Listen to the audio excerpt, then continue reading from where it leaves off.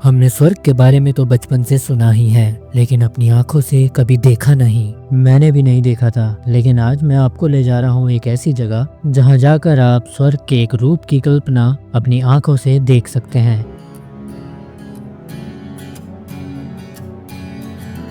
ये है valley of flowers.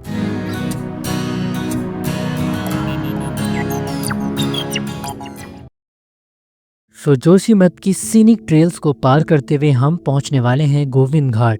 तो ये आगे है आपकी गोविंद घाट की पार्किंग, जहाँ से आपको शटल कैब मिलती है यहाँ से आगे के ट्रैवल के लिए। और यही वो पॉइंट है जहाँ पे आपका सफर शुरू होता है, या तो हेमकुंड साहिब के लिए या वैली ऑफ फ्लावर्स के लिए। पार्किंग नहीं लगा रहे हैं, सीधा गाड़ी को 4 किलोमीटर और ले जा रहे हैं, क्योंकि यहाँ का एक लोकल मिला था, उसने कहा था पुल पार करो और सीधा चले जाओ।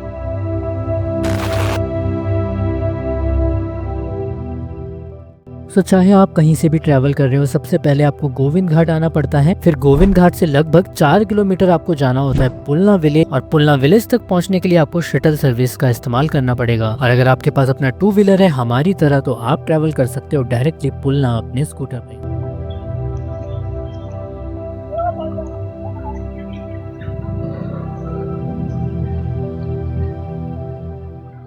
अब हो सकता है कि इनिशियल फेज देख के आपको लगे कि यार ये क्या रास्ता है, बट 200 से 300 मीटर की बेहद ही खराब रोड को क्रॉस करने के बाद आप पहुंच जाते हो शेयरिंग कैब वाले स्पॉट पे। अब आप जो यहाँ पे मैक्स कैब्स देख रहे हो, यही कैब्स आपको लेके जाती है पुलना विलेज तक, जिसका किराया 50 रुपए पर हेड लिया जाता है। और आप देखो थोड़ा सा कच्चा रास्ता है, उसके बाद आप स्कूटर ऊपर तक ले जा सकते हो या बाइक। कई सारे झरने बीच में दिख रहे हैं, मे बी आपको वहाँ पे दिख रहा हो कि नहीं, आई डोंट नो, बट अब थोड़ा खूबसूरत सा होता जा रहा है ट्रेल, धीरे धीरे हरा भरा। पुलना की पार्किंग में पहुँच गए हैं, यहीं से आपका आगे का जर्नी करेंगे स्टार्ट। लगाते हैं पार्किंग में और लेते हैं पार्किंग का टिकट। कहाँ लगा है? हाँ चलो, आप काटो, में लगा के आ रहा हूँ। मैं आ रहा हूँ। अब जैसे ही आप पुलना विलेज के पार्किंग जोन में एंटर करते हो, तो पार्किंग को लेके यहाँ पे एक बात आपको समझना बेहद ही जरूरी हो जाती है, और वो ये कि अपनी गाड़ी को पेड पार्किंग में ही पार्क करें। और इसकी 2 वजह हैं। एक तो वहाँ पे अननेसेसरी जैम लग सकता है, और दूसरा सबसे बड़ा रीजन कि कुछ लोगों ने नोटिस किया था कि जब उन्होंने नॉन पार्किंग में कहीं भी गाड़ी खड़ी कर दी, तो वापस आके उनकी गाड़ियों के टायर्स की हवा निकल चुकी थी। कई सारे गांव वालों ने वहां अपने घर में ही पार्किंग व्यवस्था बनाई हुई है, सो इट्स बेटर आप उनके साथ ही अपनी गाड़ी लगाएं। मात्र 100-150 रुपए में आप अपना बैग और अपनी गाड़ी दोनों वहाँ पे रख सकते हैं, और इससे गाँव वालों के लिए भी एम्प्लॉयमेंट अपॉर्चुनिटी क्रिएट होती है। सो जो लोग कंफ्यूज रहते हैं कि पार्किंग कहाँ लगाएं, देखो ऐसे अंकल जी मिले हैं आपको, सीधा जो ऊपर पार्किंग का बोर्ड है वहाँ से अंकल जी के आप नीचे रास्ता कटता है, यहाँ आके पार्किंग लगा सकते हो, बैग रख सकते हो ईजिली। तो 100 रुपये का मात्र अंकल चार्ज लेते हैं पार्किंग का, जब तक आप वापस आते हो। ये देखो, तो आप आना है यहाँ पे। अंकल जी आपका नाम? कमल सिंह नेगी। कमल सिंह नेगी जी से आप रोड पे ही रहते हैं, वो आपसे आप कांटेक्ट कर सकते हो। तो चलो आप जर्नी शुरू करते हैं। ये है पूरा पुलना विलेज, जहाँ से आपकी ट्रैकिंग स्टार्ट होती है Hemkund side of valley of flower के लिए।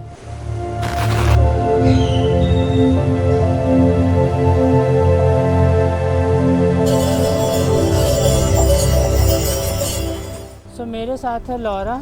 Are you ready and excited about Valley of Flower?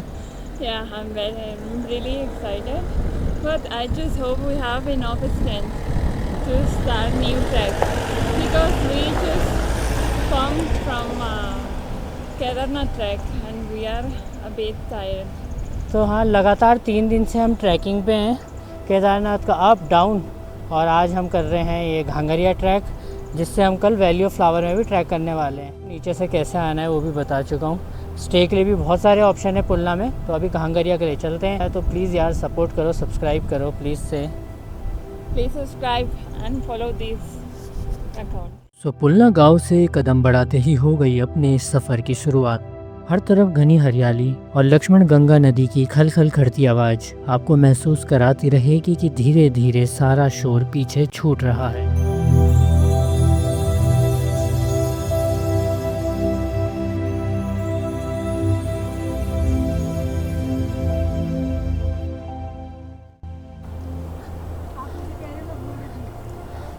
How it's going, Laura? Very tired.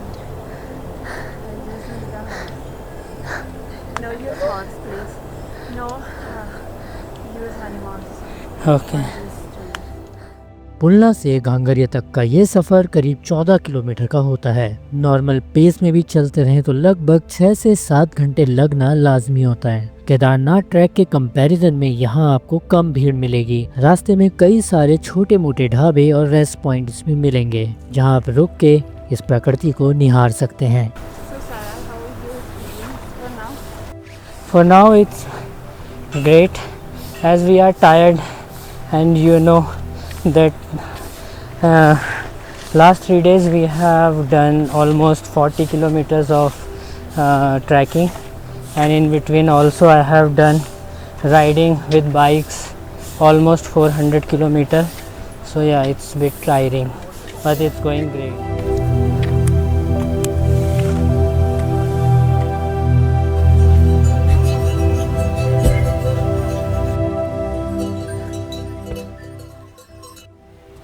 तब ऊपर मतलब वहीं रहते हो आप? जी और अभी नीचे छोड़ने आए होंगे? जी। अच्छा, और फिर नीचे से ऊपर भी ले जाते हो? हाँ, कुछ मिले तो ले जाते हैं। पर अभी वही होगा कि अभी तो सब बंद हो गया, तो क्या ले जाओगे ना?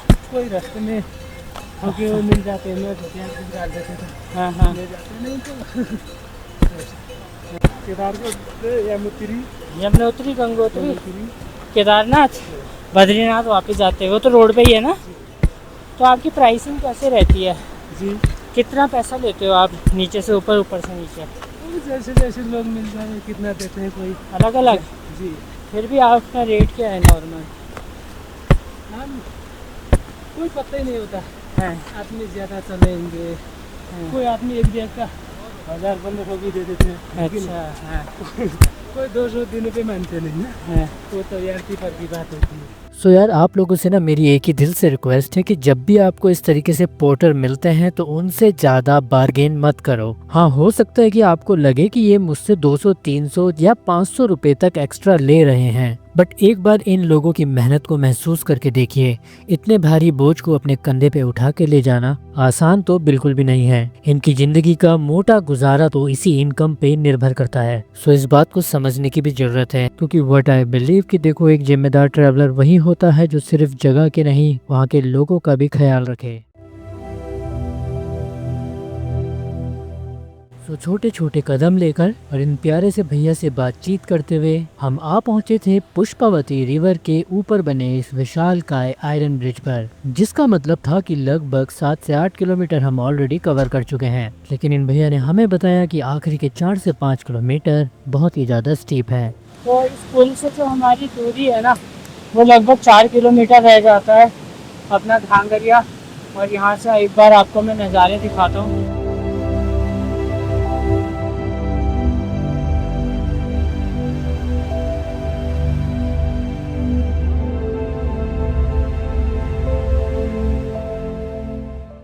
और फाइनली जब नजरें घांगरिया के 1 किलोमीटर दूर होने की बोट्स पे गई तो जाके एहसास हुआ कि आखिरकार हम अपनी पहली मंजिल तक पहुंच गए हैं।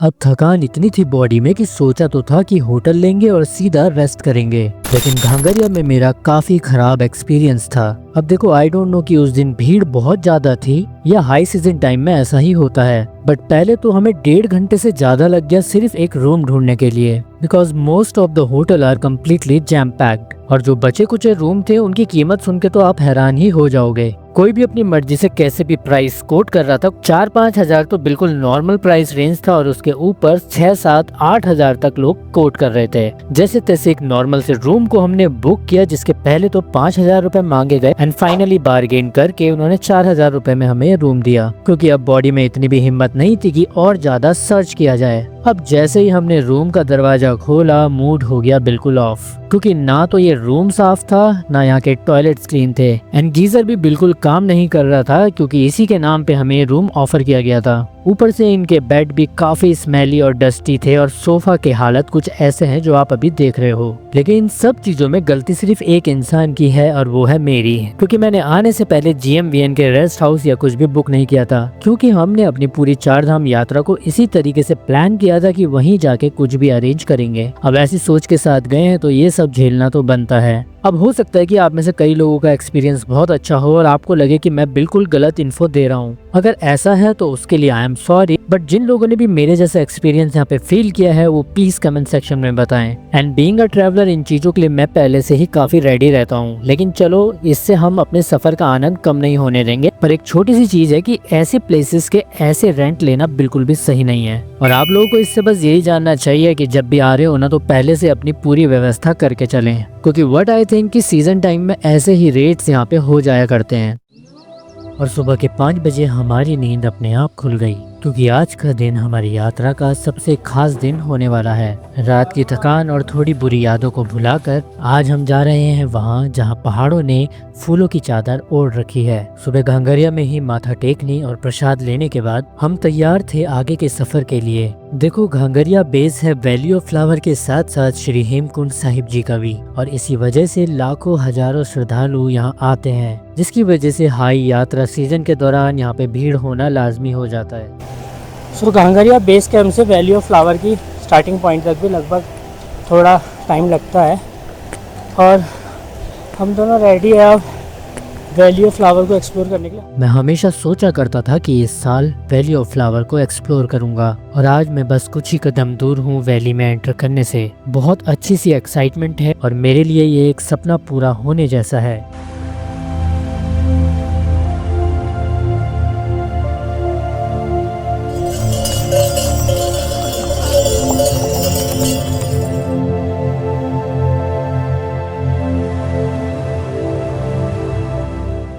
तो कुछ दूर चल के एक पॉइंट पे 2 रास्ते अलग हो जाते हैं। सीधा रास्ता चला जाता है हेमकुंड साहिब को, और दूसरा रास्ता हम वैली ऑफ फ्लावर अपनी मंजिल के लिए ले रहे हैं। इस सुंदर वातावरण में आपका मन ही नहीं करेगा कि आप वापस जाएं। कुछ दूरी पे ही आपको मिलता है एंट्रेंस गेट। पोस्ट पे हूँ, ये देखो आप मेरे पीछे पूरा चेक पोस्ट है जहाँ से आपकी फ़ीस और बैग चेक होते हैं। ये है आपका एंट्री गेट फूलों की घाटी का, और यहाँ पे आपके बैग चेक होते हैं। तो मेरी यहाँ पे फीस लगी थी 200 रुपए एज अ इंडियन नेशनल, और वहीं लॉरा को पे करने पड़े थे 800 रुपए एज अ फॉरेनर। ये एंट्री आपकी 3 दिन के लिए वैलिड रहती है, और अगर आप इसके बाद भी वहाँ एक्सप्लोर करना चाहते हैं तो आपको पर डे के लिए 50 रुपए देने होते हैं। सो फाइनली अब हमारे हाथों में थे टिकट और हम थे ऑफिशियली वैली के अंदर।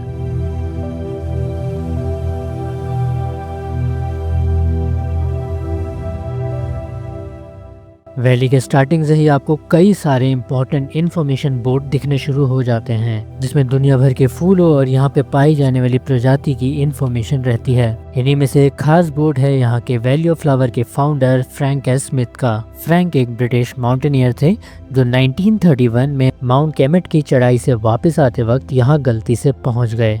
उन्होंने ही इस वैली का नाम वैली ऑफ फ्लावर दिया, और बाद में इसके ऊपर एक किताब भी लिखी जो वर्ल्ड फेमस हो गई।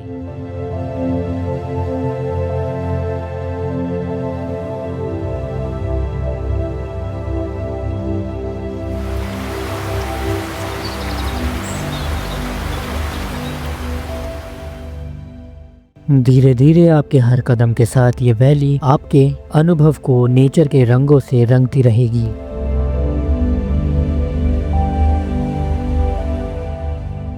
कहने को तो पुष्पावती नदी काफ़ी उफान में थी, पर यहाँ की शांति और सुकून के साथ मिलकर वो एक बेहद ही खूबसूरत पोर्ट्रेट बना देती है।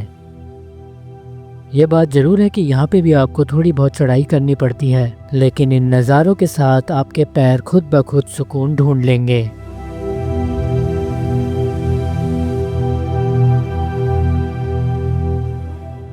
सो वैली ऑफ फ्लावर का ट्रैक करते हुए कुछ चीज़ों का ध्यान रखना ज़रूरी हो जाता है। एक तो यार अपने साथ कुछ खाने पीने का सामान रखो लाइट सा, पानी बीच में पीते रहो, और बिल्कुल भी ऐसे मत करो कि एक ही सांस में चढ़ जाओ। थोड़ी थोड़ी देर में बैठने के लिए अच्छे खासे मजबूत अपने इस टाइप के बेंच है नेचर ने जो दिए हैं, उस पर बैठो और जहाँ जहाँ तक निहार सकते हो वो करो। तो बस 5 मिनट का ब्रेक लेके फिर आगे बढ़ते हैं। यहाँ आने का सबसे अच्छा समय जुलाई से सितंबर तक का है, क्योंकि इस सीजन के टाइम पे काफी रेनफॉल के बाद फूल खिलखिला उठते हैं। अब कुछ लोगों के मन में डाउट होता है कि हम आखिरकार वैली के कितना अंदर जा सकते हैं। सो नंदा देवी बायोस्फीयर रिजर्व के कोर जोन में आने वाली ये वैली लगभग 8 किलोमीटर लंबी है और 2 किलोमीटर चौड़ी। और एंट्रेंस गेट में यहाँ के फॉरेस्ट ऑफिशियल से बात करने में हमें पता चला कि आप लगभग 3.5 से 4 किलोमीटर एक डिसेंट डिस्टेंस ट्रैवल कर सकते हैं। स्टार्टिंग का ट्रेल होता है लगभग 2 से 2.5 किलोमीटर वाला, वो आपको थोड़ा स्टीप देखने को मिलता है। मतलब ऐसा नहीं है कि बहुत डिफ़िकल्ट है, एकदम इजी है, बट उसमें यह होता है कि आपको चढ़ाई चढ़नी है और उसके बाद धीरे धीरे 2 से 2.5 किलोमीटर बाद आपका ट्रेल कुछ ऐसा हो जाता है जो काफ़ी इजी टू वॉक हो जाता है। आप देखोगे तो बस इतना सिंपल सा ट्रैक बन जाता है। Now you have to know it's maybe 2 kilometers going down in zigzag, but then you reach in one marvelous place like this.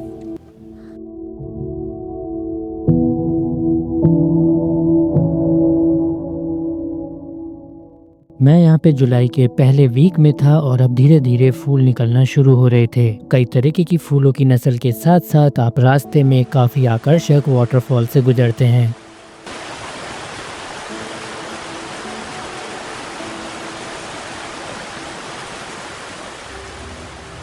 अगर आपको टाइम अलाउ करता है तो आपको यहाँ पे कुछ ज़्यादा दिन रुकना चाहिए ताकि वैली को और करीब से एक्सप्लोर किया जा सके। याद रखिए कि इस नेशनल पार्क में आप कैंप नहीं कर सकते और ना ही किसी फूलों को नुकसान पहुंचाना या तोड़ सकते हैं। रास्ते में कई बोर्ड्स हैं जिनमें नो प्लकिंग ऑफ फ्लावर्स लिखा हुआ है, तो ऐसे नियमों का पालन करना भी जरूरी हो जाता है। हो सकता है मेरे कैमरे ने आपको वो नहीं दिखाया हो जो मैं अपनी आंखों से यहाँ देख के आया हूँ, बट यकीन मानिए यहाँ पर है एक ऐसी दुनिया जिसमें फूल हैं, कुदरत है और एक ऐसा एहसास है जिसे हमने सिर्फ तस्वीरों में देखा था।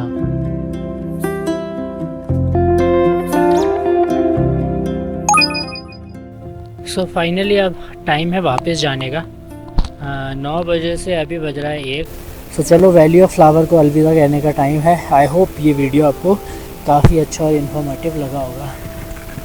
ठीक है, शाम के 5 बजे की क्लोजिंग टाइम से पहले ही हमें घांगरिया चेक पोस्ट तक पहुंचना होता है और आप जानते हैं जाते जाते भी मेरा यही प्लान था कि अगली बार कब वापस आना होगा। सो दोस्तों, इस अनोखे सफ़र में मेरे साथ बने रहने के लिए आप सबका बहुत बहुत दिल से शुक्रिया। बाकी मिलता हूँ आपसे नेक्स्ट वीडियो में इस पूरी यात्रा की आखिरी पड़ाव श्री बद्रीनाथ धाम में।